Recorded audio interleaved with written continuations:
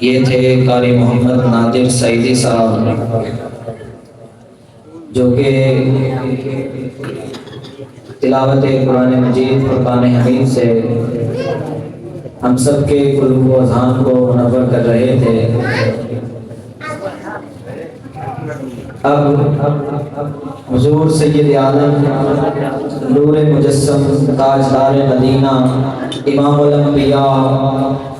خاتم النبیین حضرت محمد مصطفیٰ صلی اللہ علیہ وآلہ وصحبہ وبارک وسلم کی بارگاہ ناز میں درود و سلام کا ہدیہ پیش کرنے کے لیے اور حضور علیہ السلام کی مدح و سرائی میں